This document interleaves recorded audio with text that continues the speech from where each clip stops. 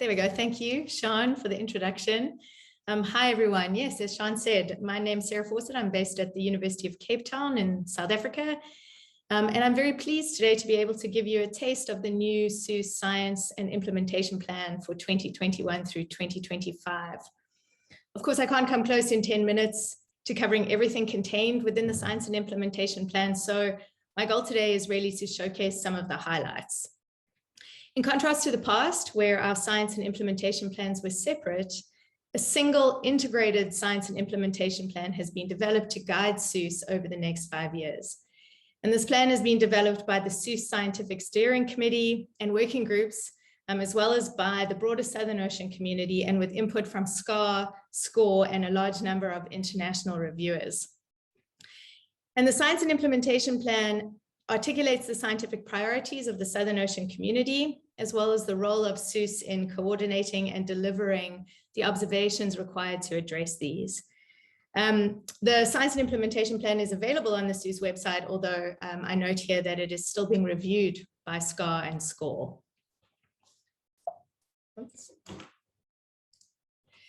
So for those not familiar with the SOOS mission, it is to facilitate the sustained collection and delivery of essential observations of the Southern Ocean to all stakeholders through the design, advocacy, and implementation of cost-effective observing and data delivery systems. And our science plan is integral to SOOS being able to deliver on this mission and seeks to focus SOOS's activities over the next 5 years. So the previous SOOS science plan articulated 6 science themes, which I show here, but I'm not going to talk about them in detail. These themes in the new plan have been revisited and integrated into the updated SOOS science structure, which is shown here. And this structure includes 5 community agreed upon science themes that have been selected to provide a balanced and integrated framework for the coordination, collection, and delivery of Southern Ocean data.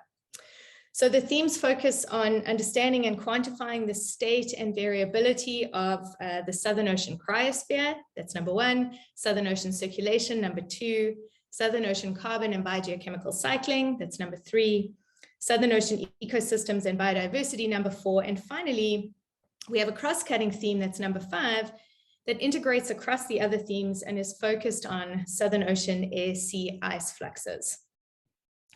So for each science theme, key science challenges have been identified, and these both articulate the priorities of the SOOS community over the next 5 to 10 years, and also outline the scientific rationale for a Southern Ocean observing system. So each science theme, shown, well, indicated by the little avatars here, includes a handful of science challenges, which are impossible to read from the image I'm showing here. So I've zoomed in on 1 or 2 examples under each theme to give you a feel for their scope. So for example, in theme 1, the Southern Ocean cryosphere, an identified challenge is to understand the influence of changes in freshwater fluxes from iceberg melting, sub-ice shelf melting, subglacial discharge, and sea ice. While under the carbon and biogeochemistry theme, a major challenge that has been identified is to determine the key drivers of primary productivity in the biological pump, and to assess ongoing changes in these parameters. And hopefully you can tell by rapidly reading the examples I've given under the air-sea ice fluxes theme that these challenges really do cut across the 4 other science themes.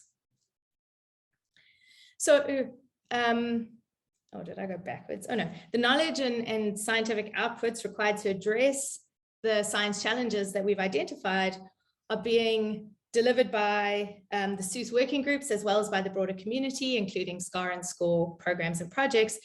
And SOOS won't duplicate these efforts, but will support them where appropriate, with the goal always of enhancing the collection and delivery of the required data. So we anticipate that addressing the SOOS science themes and challenges will lead to tangible societal impacts, including our being able to contribute to the UN Ocean Decade and delivering into the UN Sustainable Development Goals, as well as supporting evidence-based decision-making within the Antarctic Treaty System. And SOOS also recognizes the importance of enhancing our ability to collect, manage, and use observational data, as you know. And the SOOS foundational capabilities that you can see on this image provide the framework for this. I'm not going to get into these in detail. Some of them have already been spoken about, but you can see here that they underpin SOOS's science plan. As I said, the implementation of SOOS and the delivery of knowledge required to address the science challenges is underpinned by the regional and capability working groups, as well as by community efforts, including those of SCAR and SCORE. And I'm not going to talk exhaustively about the working groups, although they're listed here on this slide. And what you're seeing in the associated image is the domains of the 5 regional working groups in the colors. And the regional working groups are tasked with coordinating and integrating observing efforts in their regions. And they've identified sub-regions, which you can see on the map, in which observational requirements are being investigated. Where are data lacking, etc. And in some cases, these take into account things like the CAMLAR fishing zones or marine protected areas, as well as oceanographic features and bathymetry. And underpinning the mission of SOOS and included in the science and implementation plan is a set of values that form the basis for our collaborations with and recommendations to the broader community. And I think this is the SOOS value statement is very important, so that I'm actually going to read, because they're summarized quite briefly here, SOOS's major values contained within the statement. So SOOS commits to support and advocate for active engagement with all parties across all relevant disciplines, industries, and stakeholders, including underrepresented groups. SOOS commits to appropriately invest resources, time, and effort to ensure engagement with and representation of the broader Southern Ocean community in SOOS, and to actively contribute to efforts to improve equity, diversity, and inclusion. And SOOS commits to contribute to and advocate for the development, adoption, and continual improvement of best practices in ocean observing and data management, including sharing of resources and knowledge, and championing open and fair access to data and data products. And in the new science and implementation plan, SOOS's values are articulated more strongly and in more detail than they had been previously. And to ensure that in SOOS we act in accordance with our values in all things, we've developed a new initiative beginning in 2020, which is the SOOS Equity, Diversity and Inclusion Group, or EDI group, chaired by myself and Steve Diggs at Scripps. The EDI group takes on a working group structure within SOOS and will play an advisory role throughout SOOS and make recommendations to XCOM and the broader community where appropriate. And in this sense, I like to think about EDI within SOOS as being like an invisible string, which is incidentally one of my 4-year-old's favorite books. But the idea is that in everything that we do, we want to be asking ourselves whether we're being as inclusive, as welcoming, and as fair as we possibly can be. And in fact, if we look back at the science plan schematic from the new science and implementation plan, the invisible string is visible as this blue thread you see that weaves through all aspects of SOOS that are required to deliver on our mission. So this underscores how seriously SOOS takes equity, diversity, and inclusion.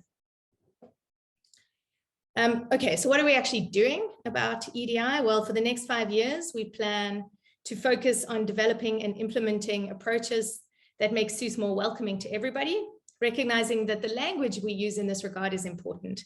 And so we've explicitly stated in the science and implementation plan things like SOOS welcomes people of all races, nationalities, cultures and languages, genders, sexualities, etc. And for 2021 through 25, we intend to focus on identifying and where possible circumventing, not always possible, but we will try, the barriers to full participation in SOOS. And in the new science and implementation plan, we state explicitly that part of the mandate of EDI within SOOS is to make explicit what was previously assumed. And I think that that is very important in this day and age, that SOOS activities and efforts are open to all those interested in being involved. And because the EDI group is new, and because I'm one of the co-chairs, I wanted to give you a little bit more information about our activities. But rather than reading everything that's on this slide, I thought I would just highlight some of the things that we're currently actively working on to identify, we're currently acting to identify actions SOOS can take with relative ease to improve EDI in this space, such as how to use this recent boom in virtual meeting platforms to increase participation in SOOS activities. For example, for new parents, perhaps for stakeholders who feel uncomfortable traveling to certain meeting locales, etc. Although this latter one is the subject of greater discussion within SOOS. And then finally, I'd like to end by introducing you to two larger activities that are ongoing within the SOOS EDI space. The first is the preparation of a commentary on the state of EDI in Southern Ocean science that we plan to submit to AGU Advances by the end of the year. And the central premise of this article is that we all agree that Antarctic science is non-diverse for the most part, and yet requires strong cooperation across national boundaries, and thus includes a diversity of people. So the Antarctic Treaty System stipulates that this region is a place for research for all, and the environmental change that is happening in the Antarctic and Southern Ocean is being felt globally. So one might argue that Antarctica is the most international place on Earth, and yet also one of the most exclusionary.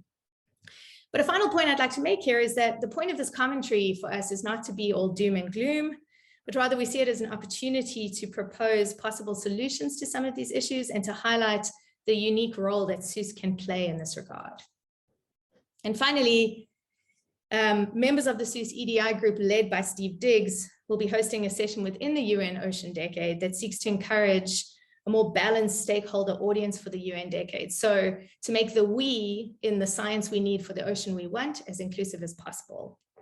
And the goal of this through a number of different activities is to hear as many voices as possible and ultimately to contribute to a comprehensive EDI reference document for UN Ocean Decade governance. And so with that, thank you for your attention, and I hope that you will take some time to have a look at our new science and implementation plan.